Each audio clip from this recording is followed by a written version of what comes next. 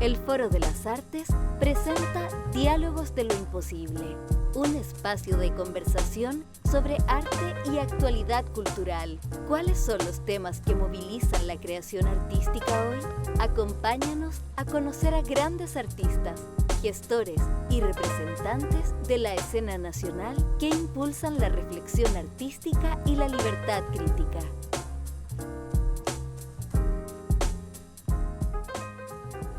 Sean todos, todas y todes bienvenidos a esta conversación Diálogos de lo Imposible, se llama este ciclo, organizado por el Foro de las Artes y que hoy día nos va a tener tratando el tema del problema de la identidad nacional a través del arte, trabajando una línea temática con el precioso nombre de Memorar el Porvenir. Y nos parece tremendamente importante poder detenernos, ¿cierto?, en qué entendemos por la relevancia de la memoria, del patrimonio para la construcción de nuestra identidad y de nuestro cohabitar. Y de eso vamos a estar conversando con dos estupendos invitados que tenemos acá. Estamos con Luis Montes Rojas, académico y vicedecano de la Facultad de Artes de la Universidad de Chile, licenciado en Artes Plásticas de nuestra universidad, doctor en Bellas Artes por la Universidad Politécnica de Valencia.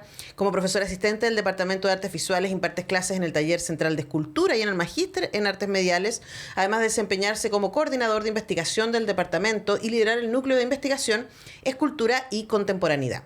Montes Rojas ha exhibido individualmente y de forma colectiva en espacios como el Museo de Arte Contemporáneo, la Sala Fundación Telefónica y el Museo Nacional de Bellas Artes. Su labor profesional se ha centrado en la restauración de monumentos públicos emblemáticos, como este que usted seguramente conoce, Ícaro y Dédalo, de Rebeca Mate, que está ahí a la salida del Museo de Bellas Artes, el monumento al presidente Montt, la Fuente Alemana, el conjunto escultórico del Congreso Nacional de Santiago, entre otros. Además, representa a la Universidad de Chile en la Comisión Nemesio Antunes del Ministerio de Obras Públicas y es integrante del Comité Asesor del Área de Artes Visuales del Ministerio de la Cultura, las Artes y el Patrimonio. Muchas gracias, Luis, por acompañarnos. Muchas gracias, muy buenas tardes a todas y a todos. Y estamos también con Nicolás Rojas Inostroza, también amigo de la casa, periodista de la Universidad de Chile, máster en Patrimonio Mundial y Proyectos Culturales para el Desarrollo de la Universidad de Barcelona y de la Universidad de Turín. Ha escrito en el semanario Artes y Letras del Mercurio, fue conductor de los programas El Estudiantazo, aquí mismo en Radio Universidad de Chile. El estupendo programa Ojo en Tinta en Canal 13C y Entrada Liberada, que actualmente se transmitió por el área de NTV, la señal cultural de TVN. Usted lo puede ver ahí en YouTube, pero si usted nos está escuchando o viendo desde fuera de Chile, les contamos que Entrada Liberada se está transmitiendo en este momento a través de TV Chile, la señal internacional de TVN que llega a 25 países del mundo. Es coautor de Ojo en Tinta, conversaciones radiales sobre el libro, y autor de Grito y Plata, historias de casinos, hípica y juegos de azar en Chile. Fue encargado de comunicaciones de los portales Memoria Chilena y Chile para Niños de la Biblioteca Nacional. Entre 2017 y 2018 fue jefe de extensión y comunicaciones del Museo Violeta Parra. Fue consultor en cultura para la UNESCO y docente para diversos talleres y diplomados y fue considerado entre los 100 jóvenes líderes de Chile por la revista Sábado y la Universidad Adolfo Ibáñez hace algunos años atrás. Cuando era joven. Pero, corazón mío, seguimos siendo jóvenes forever. Siempre forever. en actitud, sí. Bueno, me encanta poder conversar con Nicolás y Luis respecto a memorar el porvenir, y vamos a desarrollar varias entradas respecto a esta, y una que tiene que ver también con los contextos y las conversaciones que hemos tenido en los últimos años en nuestro país respecto a identidad nacional, ¿no? Y una de las cosas, por dar un ejemplo, la idea de los emblemas, ¿no? Y que la discusión constitucional anterior y también un poco en esta estuvo la idea de el rodeo, la idea de el escudo, la idea del himno, etcétera, porque para mucha gente eso es identidad nacional. Y mi pregunta para ustedes, desde su perspectiva, ¿dónde se ubica la identidad nacional? ¿Es un relato? ¿Son símbolos? ¿Son ambas cosas? Luis, partamos contigo. ¿Dónde crees que se ubica la identidad nacional? Bueno, la verdad que la pregunta no es tan fácil, ¿no? Yo creo que, a ver, primero hay una idea que tiene que ver con una especie de habitud, ¿no? Con un lugar donde uno se siente cómodo. Yo creo que la idea de la identidad tiene que ver con ese reconocimiento que el antropólogo Marc Augé decía algo así como el habla materna, ¿no? Cuando tú hablas con otros y no tienes necesariamente que explicarte. Y en ese sentido nos conduce inmediatamente al reconocimiento, ¿no? El reconocimiento en signos que nos parecen propios. Ahora, eso nos otorga un marco, pero no necesariamente determina la solución al problema planteado, porque es evidente que ha habido desde un tiempo a esta parte del levantamiento de cierta problemática, ¿no? Una situación crítica acerca no solamente de los emblemas, sino justamente lo que planteabas como pregunta, ¿no? La idea del relato que está detrás.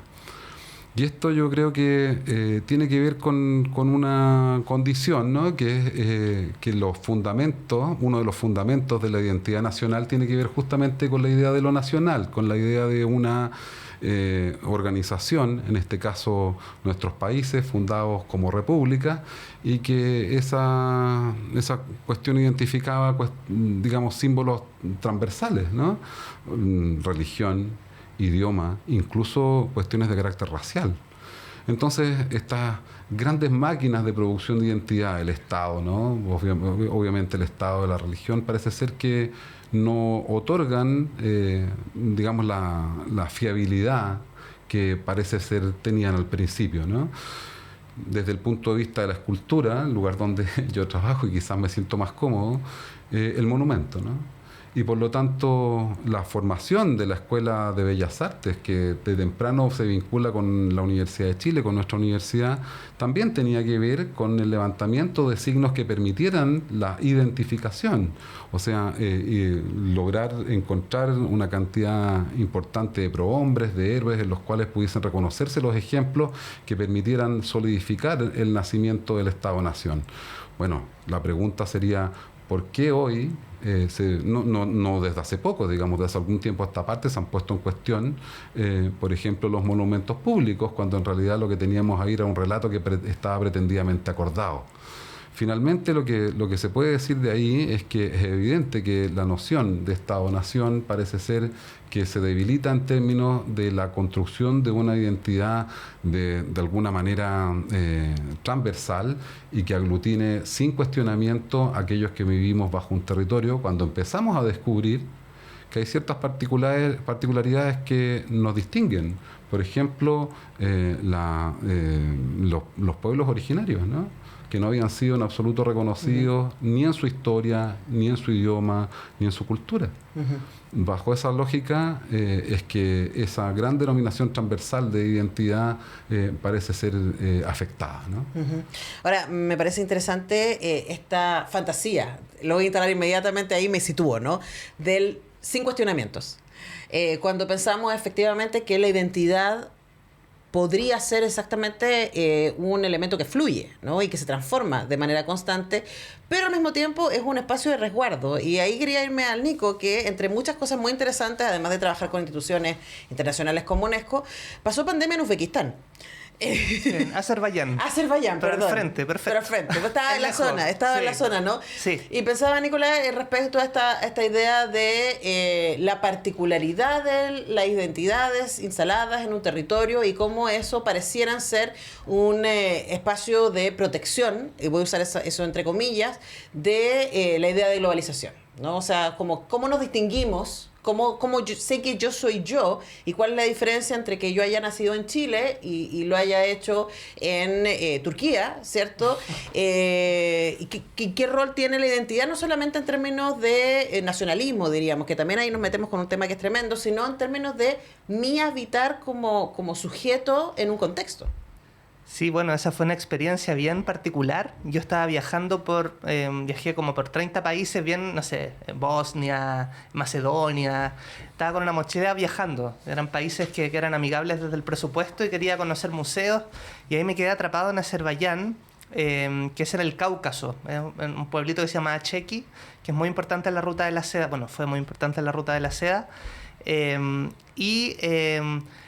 Me tocó ser como embajador de Chile en una situación muy rara, porque era un país donde hablaban azerbaiyano, era un país que había sido soviético, muy afín a la cultura turca, y evidentemente cuando yo tomaba desayuno con la gente, me decía como Chile es parte de América, o sea, es parte de Estados Unidos. O era como tu país es una dictadura, como preguntas que ellos efectivamente tenían, ¿no? Y me pasó que, por ejemplo, en los alimentos, me gustó mucho algo que se llamaba pomidor yumurtá, que era tomate con huevo revuelto, en Azerbaiyán. Entonces no podría decir, estamos a 15.000 kilómetros, tenemos una cultura súper distinta, pero hay cruces. Depende si tiene ajo o no. Ese tenía harto aceite, sí. Eso define todo, ahí el detalle de la identidad, ¿no? No sé si tenía ajo, voy a volver a preguntar eso. Por favor. Sí. Porque eso se comía el domingo en la mañana en mi casa, entonces era muy como rico, sí. delicioso. Y yo creo que eso es muy bonito también, como estamos viviendo, ¿no?, esta guerra, ¿no?, terrible, ¿no?, en Gaza, esta masacre, ya van más de 20.000 personas palestinas muertas, que me parece lamentable, ¿no? Asesinadas, muchos de ellos niños. Pero en mi experiencia, la nacionalidad fue una oportunidad de conocer y de encontrarnos en la humanidad, en una situación de pandemia, de estar encerrados, y también de mostrar, en el fondo, como el Rumpi le decía a la gente a veces que lo llamaban, le decían, lo único normal aquí es la quinta normal. ¿Qué es lo normal, no? Porque en esa cultura musulmana era muy anormal, por ejemplo, que yo anduviera con short y con una camiseta de flores. Claro. Pero aquí es muy anormal lo que pasa en esa cultura. Y sobre lo que decía Luis, creo que es súper interesante cómo ha ido cambiando. Por ejemplo, en el gobierno de Carrera, el primer escudo patrio tenía 2 mapuches o araucanos, ¿no? Después vino la pacificación de la Araucanía, entre comillas, y comienza a cambiar esta valoración de los pueblos originarios. Creo que también esto de la cultura chilena es algo muy aprendido de las escuelas, ¿no? Formación general, himno nacional, todo lo que nos enseñan. Y es interesante ver cómo eso se ha construido sobre algo que también me parece interesante, es que ni siquiera hay consenso en por qué Chile se llama Chile. Ni siquiera hay como hay varias, digamos, hipótesis, pero no hay una razón que podamos compartir. Y desde lo contemporáneo me llama mucho la atención cómo el fútbol pareciera ser algo que desde los medios y la publicidad nos aglutina como parte de algo común en una sociedad tan desigual en muchos sentidos, pero pienso que tiene que ver alguien de Arica con alguien de Punta Arenas, es una gran pregunta. Y cómo nos conocemos, nos encontramos y formamos parte de este proyecto que a mi juicio está haciendo crisis, ¿no? De que nos sintamos todos parte de este país con tantas desigualdades. Sí, además que, claro, ahí vuestras respuestas como que me abren varios caminos posibles para entrar. No prometemos respuestas. Lo que vamos a hacer aquí con Luis y con Nicolás, sobre todo, es como pensar en algunos acercamientos respecto a estos temas tan gigantes que tienen que ver con la identidad y también con el rol de la cultura en ese sentido, ¿no? Y la idea de quienes, como en tu caso, Luis, generan arte y procuran el cuidado del arte que han generado otros, ¿cierto? También de alguna manera podrían ser agentes de construcción de identidad nacional. Luego, de nuevo, uno dice eso y aparece inmediatamente ¿nacional? Ahí como en cursiva, no se me aparece en la cabeza pensándolo. Entonces, pensemos un poco en eso, ¿no? En cuál es el rol de los artistas y su situación en términos de esas, ¿cómo podríamos decir? Esos elementos aglomerantes de las comunidades. A ver, si uno pensara en la manera en que se producía arte en el siglo XIX, pensando en un proyecto de identidad nacional unitario, es que tanto los pintores como escultores que fueron traídos para trabajar como profesores en la antigua academia, como los artistas formados en ella, tenían como objeto justamente ilustrar aquel proyecto de construcción de la República. O sea, claramente la pintura de carácter histórico y el monumento fueron ejes centrales en la formación de aquellos primeros artistas.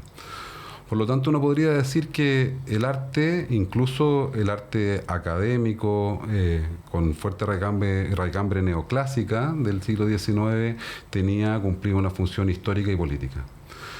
Ahora, era un proyecto del Estado que se manifestaba a través de una institución del Estado, la academia, y por lo tanto los fondos del Estado estaban también destinados a la producción de este tipo de imaginario.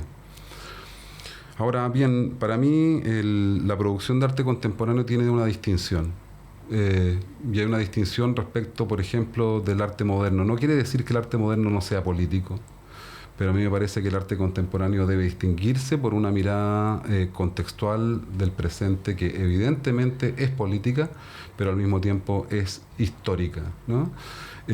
Yo creo que el arte contemporáneo evidentemente debe producir una relación con aquello que se está produciendo, aquello que está sucediendo en ese contexto. El artista no se evade del contexto en que está y por lo tanto la producción del arte de hoy necesariamente involucra una perspectiva, ¿no?, crítica respecto a aquello que está sucediendo. Por lo tanto, esta idea de, me corrigen, memorar el porvenir, de alguna manera ya lo propone, ¿no? O sea, lo que estamos haciendo, lo que hacemos, digamos, y en este caso hablo de mi caso, de la obra que a mí me interesa producir, es una obra que se vincula muy directamente con lo político y con lo histórico. Ahora, la manera en que esto se denomina o no patrimonial, y ahí donde viene la interesante discusión si los artistas somos o no productores de patrimonio, es evidente que la mayoría de lo que denominamos patrimonio material proviene de las manos de artistas, sean estos arquitectos, escultores o pintores, digamos, ¿no? Sabiendo que hay patrimonio inmaterial y hay una serie de, digámoslo, de secciones que podríamos entrar a profundizar. Pero la distinción sobre lo patrimonial no la otorga el artista propiamente tal, ¿no? Ni siquiera la otorga la inclusión de su obra en el medio del arte, sino más bien es la noción, yo diría, de la noción de lo hereditario, ¿no? Aquello que constituye un habla para otros que van a estar en otro momento histórico, ¿no? Y claro, ahí la respuesta respetuosa sería que la obra de arte producida en el presente es potencialmente patrimonial, porque debe hablar de este presente, muy probablemente hable también del pasado, no solamente el pasado reciente, y por lo tanto puede ser de alguna u otra forma una vinculación con un futuro que considere a esa obra como un antecedente importante para entendernos finalmente. Aquí para terminar, ¿no? La historicidad es una noción fundamental de lo patrimonial y la historicidad también es una noción muy importante en lo identitario. O sea, aquello que nos distingue como pertenecientes a una comunidad, sea esta una ciudad o un país, es el conocimiento de esa historia. Y claro, se radican costumbres, radican en formas, pero ese conocimiento de una historia que nos parece propia, incluso esa historia de la infamia, ¿no? Esa historia infame que a veces cuesta reconocer, se transforma en un fundamento para saber que pertenecemos a una comunidad que ha sido, entre comillas, afectada por esa misma historia, ¿no? Y eso me parece que, y por eso es que el arte, al ser político, involucrarse con la historia como fundamento, es de alguna manera una forma de ingresar al problema de lo identitario de forma, yo diría, directa. Sí, yo quiero volver sobre la idea como de la identidad que define nuestros habitares, ¿no? Pero antes, y antes de la pausa, quiero quedarme con esta idea de el arte que tiene potencial de llegar a ser patrimonio, y quería preguntarle a Nicolás respecto también ya que trabajaste en UNESCO, aprovecho, ¿no? Pensar que UNESCO tiene la posibilidad de decir que ciertos elementos, ciertas acciones, ciertas producciones artísticas en distintos países del mundo son considerados patrimonio. Entonces uno camina por Valparaíso y uno dice, ok, esto es patrimonial. Uno camina por distintas ciudades, ¿cierto? Esto es patrimonio de la humanidad. Y ya no estamos hablando, por lo tanto, de la pertenencia y la pertinencia a una comunidad humana situada de manera geográfica territorial, sino también estamos hablando de algo que trasciende aquello. Pero eso es un canon también. Entonces, reflexionemos un poco respecto a qué es lo que llega a definir que una institución internacional diga esto sí y esto no. Bueno, es bien interesante la lógica de las listas en patrimonio. Tenemos la convención del año 72, que es la Convención sobre Patrimonio Mundial, que bueno, celebramos los 50 años el año pasado con una campaña donde había niños que decían sobre estos sitios de patrimonio mundial, ¿no? Niños y niñas que reflexionaban en una campaña que hizo la UNESCO, y sin guión les preguntábamos, y decían, yo no sabía que existía esto, queremos que nos enseñen más del patrimonio. Me parece increíble, yo creo que hay una deuda importante que tenemos como sociedad, ¿no? Cómo estamos poniendo en valor ese patrimonio. Y efectivamente hay convenciones que las ratifican distintos estados y funcionan comités internacionales que sesionan una vez al año y que van alimentando estas listas, ¿no? Son procesos largos de expedientes, de postulaciones que llevan los estados y tenemos estas áreas de patrimonio mundial, de patrimonio cultural inmaterial, ¿no? Patrimonio vivo también, como se conoce. Y efectivamente Chile tiene 7 sitios de patrimonio mundial. Yo creo que es interesante porque genera una visibilidad internacional. Ahora, si uno amplía el mapa, se va a dar cuenta que la mayor cantidad de sitios de patrimonio mundial están en Europa, que la sede de la UNESCO está en París. O sea, uno podría poner que los directores de la UNESCO han sido mayoritariamente personas europeas o del norte global. Entonces uno también podría decir, también está ISESCO, que es una organización de países musulmanes. Yo creo que el gran desafío es valorarnos internamente. Yo creo que tenemos un patrimonio vivo. Hay un trabajo que también hace el Estado de Chile a través de la Subdirección Nacional de Patrimonio Inmaterial. Y valorar, por ejemplo, patrimonio inmaterial es la lengua que estamos usando. Son las prácticas artesanales, por ejemplo. Son la sabiduría de los pueblos ancestrales, las cosmovisiones. Y eso, a mi juicio, es tan valioso como un edificio de estilo europeo que podamos encontrar en Santiago, ¿no? Y yo creo que nos falta también ampliar esa noción de patrimonio, pero un proceso de aprendizaje que estamos haciendo día a día. Bueno, vamos a volver sobre esto y otros temas. Está muy interesante la conversación porque a mí, no sé si a ustedes les pasa, a mí me pasa que cada una de las respuestas de nuestros invitados se me abren 40 preguntas más, pero en relación al tiempo. Vamos a ir a una pausa y al regreso vamos a seguir conversando con Luis Andrés Montes Rojas y con Nicolás Rojas y Nostrosas, los Rojas y los Rojas, para hablar del problema de la identidad nacional a través del arte en este hermoso ciclo de memorar al porvenir en los diálogos de lo imposible del Foro de las Artes 2023.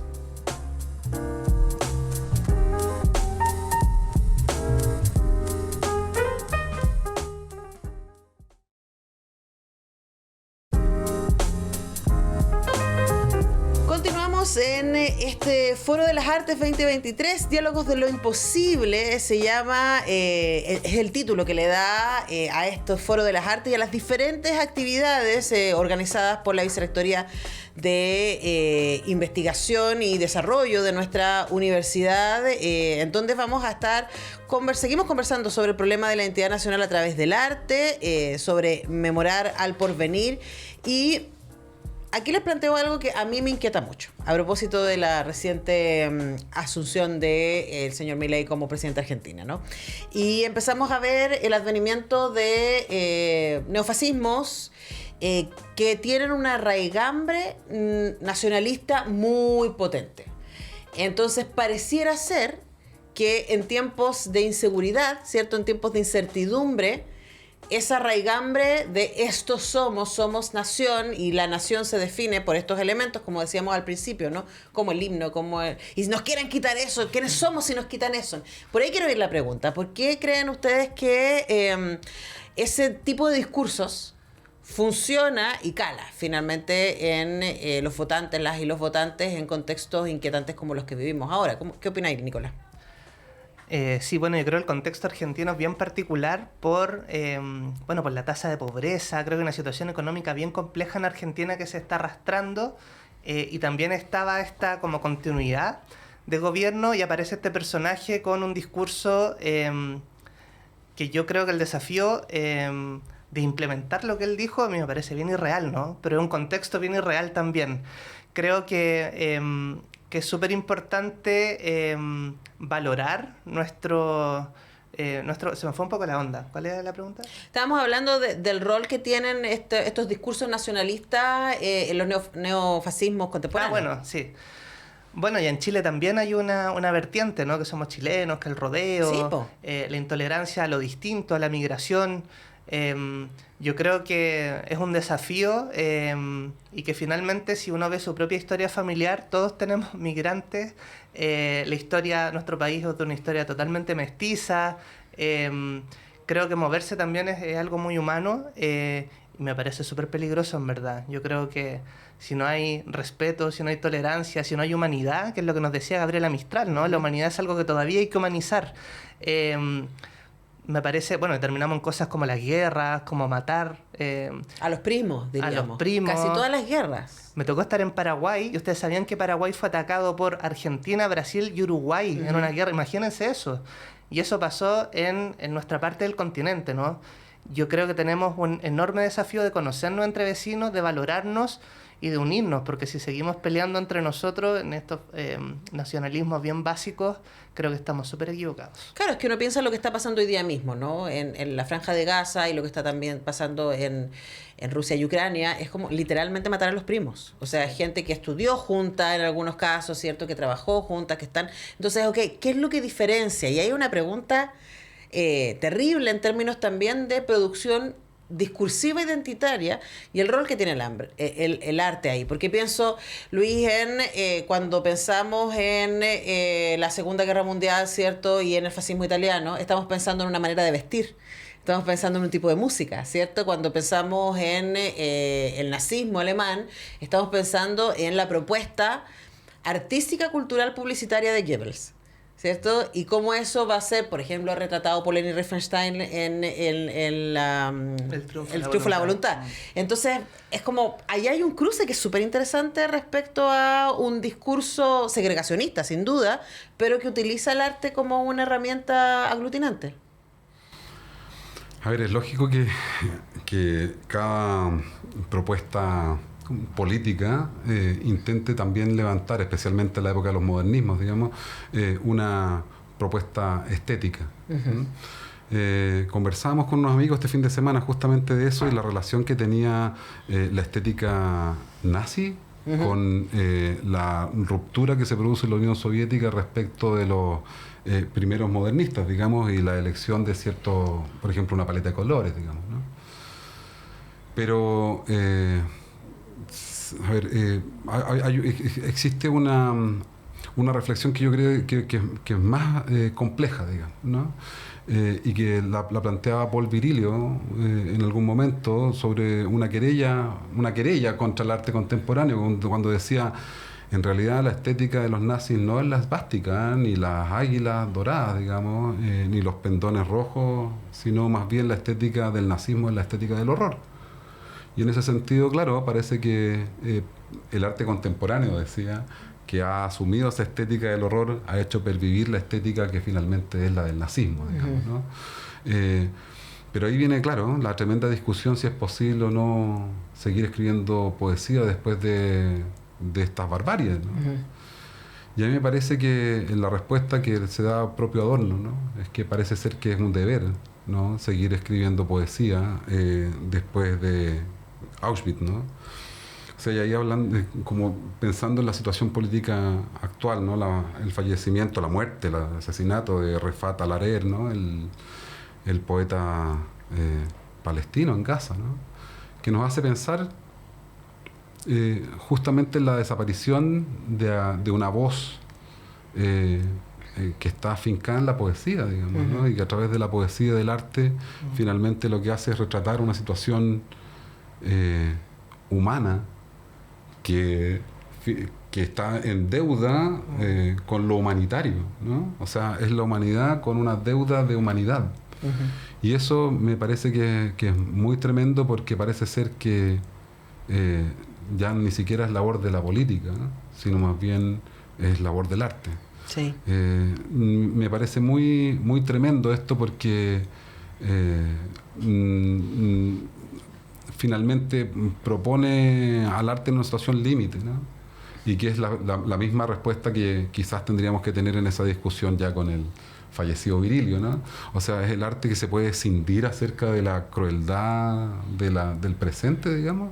O sea, sería el arte el único espacio que tendría que quedar casi aparte de un mundo que que parece ser no respetan ni siquiera esos límites éticos para poder hacerlos estéticos. O sea, me parece que ahí hay una cuestión que es importante para poder volver a pensar la pregunta sobre la labor del arte contemporáneo, ¿no? O sea, la manera en que se enfrenta al presente, y no solamente la manera de enfrentar la situación del presente como una contingencia, sino fundamentalmente pensando en la manera en que ese presente debe ser legado para otros. Claro. Lo decíamos con la conmemoración de los 50 años, ¿no? O sea, me tocó inaugurar justamente a las 12 del día en Casa Central Galería de los Presidentes, una obra que tiene relación con en el fondo, con la pérdida del patrimonio, el bombardeo de la moneda. Claro. Entonces, ¿qué pensamos, no? O sea, cuando justamente en esos días estábamos lamentando, no haber alcanzado el acuerdo más mínimo respecto del nunca más, ¿no? O sea, justamente en los 50 años del golpe de Estado nos lamentábamos de no haber sacado ni siquiera una declaración mínima de todos los sectores políticos respecto al nunca más. Claro, y ahí uno se pregunta, vuelvo, ¿no?, a la idea de cuál es el lugar. ¿Es el lugar de la resistencia? ¿Es el lugar de la trascendencia? Y frente a esa pregunta, ¿no?, bueno, ¿se puede hacer poesía después de Auschwitz? Y me acordaba de cuando me acordaba de dos imágenes que para mí tienen mucho que ver la una con la otra, ¿no? Cuando es elegido Bolsonaro en Brasil, Caetano Veloso sale diciendo: ahora resistimos desde la poesía. Y yo pensaba, a propósito de esa frase, y fue tan fuerte para mí esa frase que terminó en un tatuaje, y el tatuaje no dice esa frase, pero sí son estas grullas de papel. Porque pensaba yo de estas grullas de papel que se ofrecen como ofrenda en Hiroshima. Entonces hay un altar donde la gente va y hace estas grullas de papel y las deja ahí. Y las grullas de papel no nos van a salvar de los miles de muertos a causa de las bombas que finalizaron la Segunda Guerra Mundial, no nos va a salvar de las consecuencias físicas, psicológicas, sociales y culturales que significó eso para el pueblo de Japón y para todo el mundo. Pero quizás, y aquí te lo planteo como hipótesis, Nico, porque al final yo soy una optimista pesimista, quizás nos devuelven el para qué. Quizás la poesía nos devuelve el para qué resistir. Y ahí quizás aparece la trascendencia. No sé, ¿qué opinas tú? Sí, me parece muy bonito lo que han dicho y súper de acuerdo. Y me sorprende que no aprendamos. Las Naciones Unidas nacen después de la Segunda Guerra Mundial. ¿Para qué? No haya más guerra, se crea toda una institucionalidad y seguimos fracasando como humanidad. Y creo que también seguimos fracasando cuando en las noticias no hablamos de Gaza, cuando nos olvidamos, ¿no?, de que nosotros podríamos ser los que nos tocó tener un niño, por ejemplo, que muere, o que podrían ser nuestras madres, nuestras abuelas. Creo que es muy importante el rol que tenemos desde el arte y también desde las comunicaciones de seguir hablando sobre estos temas que nos debieran estremecer como humanidad. Y creo que también es un refugio interesante lo que nos permite el arte, crear. Viendo, por ejemplo, la exposición de Alfredo Yar, me parece súper interesante, que pueden ver en el Museo de Bellas Artes, entrada liberada, pueden ir. Todas las obras que él hace sobre Henry Kissinger, que murió hace poco, este señor que fue bien responsable del apoyo, ¿no?, de Estados Unidos a distintas dictaduras e intervenciones, pero él lo vio en los años 80, ¿no?, y persistió con esa idea. Y a mí me parece que Alfredo Yar y otros artistas son un súper buen ejemplo. Lo que hace Luis también, que me parece genial. Aprovecho aquí de hacerle soy su fan. De poder sintetizar, ¿no?, hacer un tweet y estremecernos al resto de la sociedad. Creo que es muy importante por eso el rol de los artistas.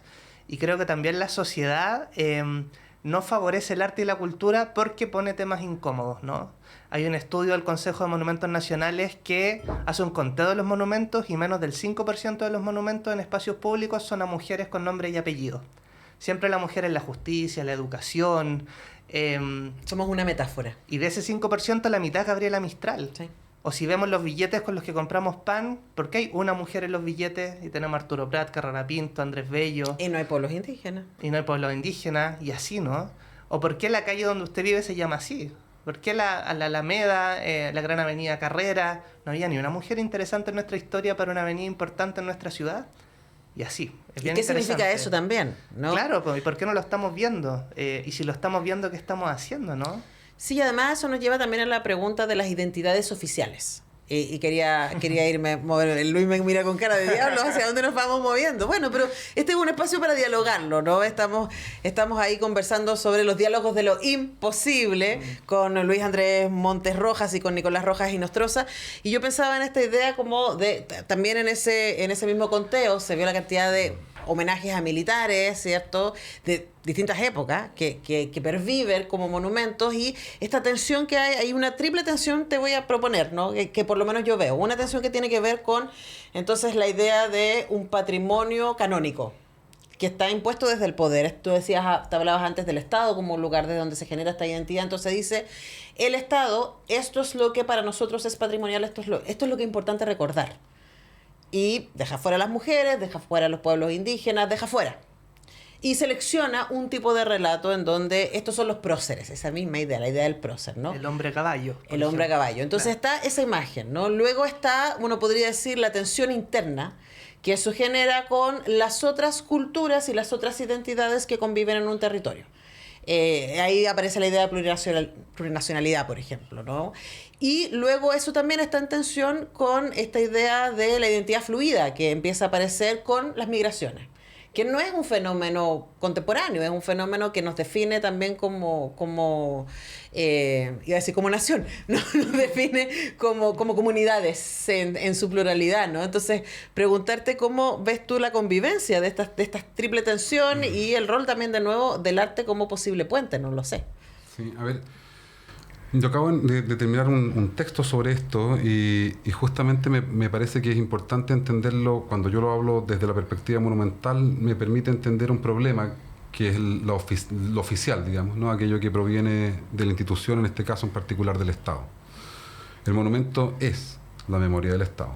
O sea, no habría ninguna discusión sobre ello, ¿no? El poder, especialmente sobre el espacio público, lo ejerce el Estado, por lo tanto, la monumentalidad como ejercicio en el espacio público deviene de la administración del poder.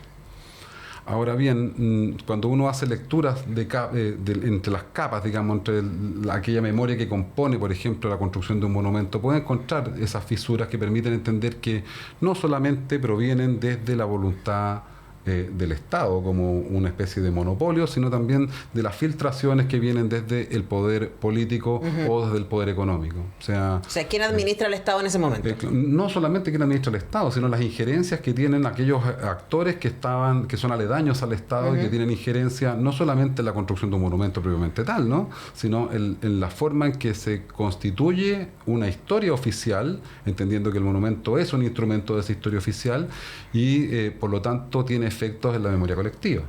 O sea, eso da para un conversatorio completo, digamos, ¿no? Pero lo podemos entender ahí. Ejemplo, Portales, ¿no? O sea, claro, la verdad que el monumento Portales, que ha sido, incluso en algún momento se propuso su traslado para poder permitir la construcción del monumento al presidente Allende, se opone. ¿Quién se opone? La Cámara de Comercio de Santiago.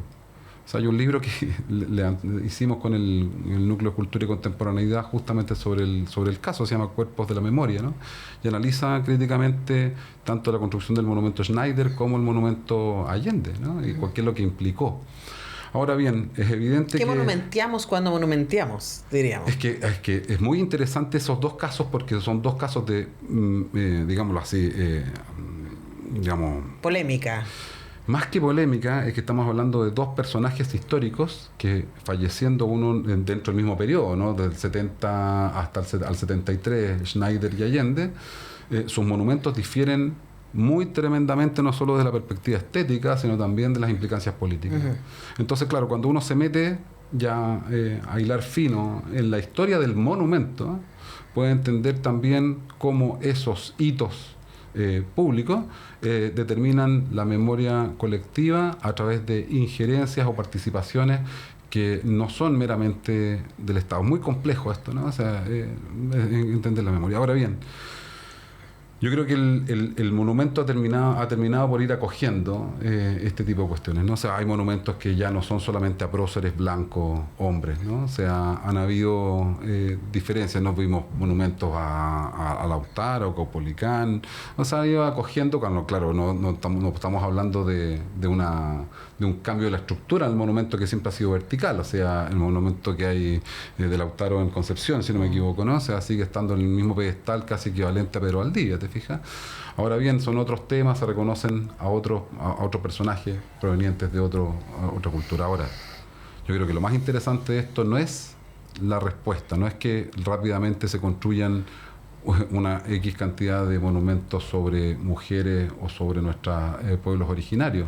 Yo creo que más interesante es la pregunta, porque no es el problema el problema no se va a solucionar cambiando monumentos o transformando el monumento, sino más bien acogiendo la pregunta. Porque ya la pregunta es importante. Nos estamos haciendo la pregunta ¿por qué las mujeres no están en el espacio público? Nos estamos haciendo la pregunta ¿por qué los pueblos originarios no están en el espacio público? Mi respuesta es que desde mi perspectiva lo que debe cambiar es pasar desde un macro diseño, ¿no? de la ¿cómo se llama? De la identidad nacional a una referencia a las comunidades. Y esto quiere decir que la identidad nacional se compone no solamente en los elementos que nos permiten entendernos, los elementos comunes que nos permiten entendernos, sino también en esa diversidad. O sea, la única forma de comprender esto como una complejidad es ese binomio, ¿no? Uh-huh. De aquello que es transversal y aquello que sigue siendo particular y está alojado en las comunidades. Sí, de hecho, para cerrar yo quería irme a ese lugar, a esa interesante conversación entre identidades culturales e identidades nacionales, ¿no? Y en tu trabajo haciendo Entrada Liberada, tú visitaste un número importante de museos a lo largo de todo Chile. Y yo me acuerdo cuando te entrevisté acá en el programa sobre aquello, ¿no? Tú me contabas de estos museos que uno reconoce, ya, el Museo Nacional de Bellas Artes, listo, ya. Los museos de arte contemporáneo que pertenecen además a nuestra universidad. Entonces ya, listo, ahí hay una cosa como institucional detrás. Pero también me hablaste mucho y me llamó mucho la atención, Nico, sobre los museos que son familiares. Sí. ¿No? Los museos que pertenecen también a una comunidad pequeña. ¿Y qué es lo que resguardan? ¿Y qué es lo que esas comunidades acuerdan considerar como patrimonial y como algo que vale la pena guardar, resguardar y compartir? Bueno, justo cuando venía para acá me salió una canción que se llama El Otro Chile, de Portavoz, con un coro infantil y juvenil. Y esa canción me parece súper interesante porque hablan de monumentos, de identidad nacional, hip hop, digamos. Hablan de la vida social, de cómo se ha ido construyendo la historia oficial. Que dije, wow, esto es un link. Les recomiendo que la escuchen, El Otro Chile, en internet. Y yo le tengo una pregunta a la gente que nos está escuchando. Porque siempre los museos son de otros, ¿no? Uno va a ver historia del político que hizo tal cosa, el general que no sé qué. Pero si cada uno de nosotros tuviera un museo, ¿cuál sería el objeto que sería el más preciado, ¿no? ¿Qué objeto hablaría de uno? Yo creo que es interesante hacerse esa pregunta. Y vimos mucho de eso, museos unipersonales. Un señor que cerca de Rancagua dejó de fumar y creó un museo de numismática y notafilia. Con toda la plata que se ahorró, y tiene en su casa, construyó el museo y él con sus propios recursos va a las escuelas en su auto a mostrar la colección. Son como héroes anónimos, ¿no? Claro. Porque yo a ese señor le haría un monumento. Upasol en Vicuña, un matrimonio que se dedica a reciclar y hacer pañales, por ejemplo, con el material reciclado. Hacen rehabilitación también por amor a la sociedad. Yo creo que esos son héroes interesantes de destacar. Y un poco volviendo a la reflexión anterior, pienso, y les pregunto a la gente que nos escucha, ¿no? Sobre el plinto de la Plaza Baquedano, ya no está Baquedano, está en el Museo Histórico Militar. Hay un vacío ahí. Pero, ¿cómo se llama la estación del metro donde uno combina la línea 1 con la línea 5?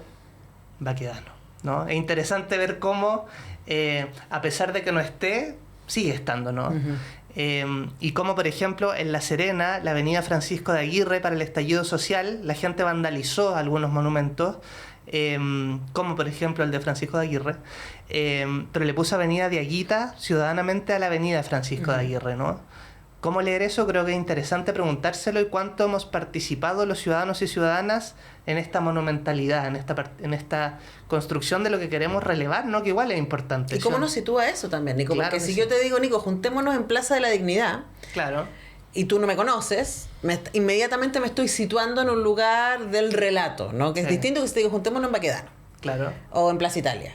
Y ahí entonces aparece también una identificación con una situación. Sí. Que es interesante. Bueno, como ven, estos son puras ideas abiertas, reflexiones. Me apasiona igual esto. No, Sí. muy interesante. Bueno, ¿por qué son los diálogos de lo imposible? No estamos aquí para sacar conclusiones, estamos más bien aquí para abrir preguntas y acompañarnos respecto a eso. Ha sido muy, muy entretenido conversar con ustedes. Gracias, Luis Andrés Montes Rojas, por venir acá a la radio y compartir con nosotros. Muchas gracias por tu invitación. Nicolás Rojas y Nostroza, un placer nuevamente conversar contigo, querido. Gracias. Síganos en Entrada Liberada TV en Instagram. Si les gustan los museos, ahí tenemos muchos. Sí, en Instagram, y además recuerden que está todo el ciclo en el YouTube de LNTV. Perfecto. Así que no se lo pierdan porque No de se verdad... pierdan Cuestión de Gustos por Uchile TV. Sí, se viene Gran prontito. programa. Se viene bueno, claro, están los anteriores también están en Uchile TV y se viene la nueva temporada que está preciosa. Así que con todas esas invitaciones nos vamos para que piensen respecto a identidad, patrimonio, arte y más, y nos encontraremos la próxima vez. Radio Universidad de Chile presentó Foro de las Artes 2023, Diálogos de lo Imposible, un espacio de conversación sobre temas relacionados con la creación artística y la memoria en sintonía con la temática del foro Memorar al Porvenir.